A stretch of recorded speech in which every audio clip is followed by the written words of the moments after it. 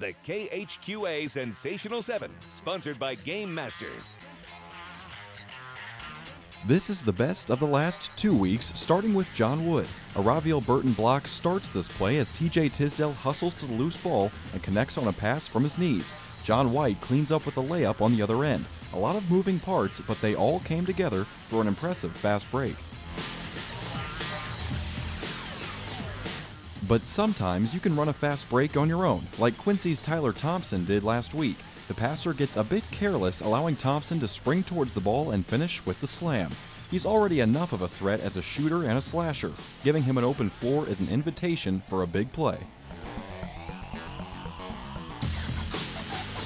Something to remember, Tracy Keller is always thinking a step ahead. The Central League guard comes up with a steal and makes you think she's going for the layup, only to hook an assist to Reagan Shockley at the last instant. The radar is always on for Keller. If there's an open teammate, she'll find her.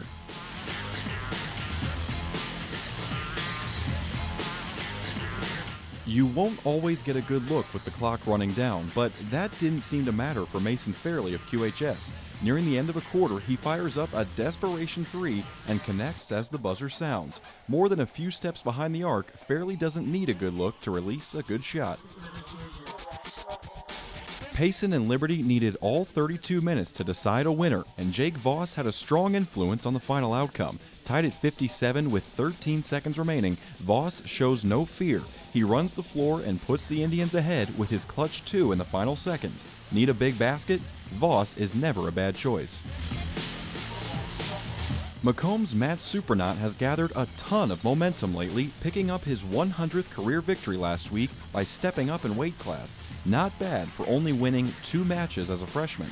He then had no trouble advancing out of regionals as his record stands at 34-2 moving forward.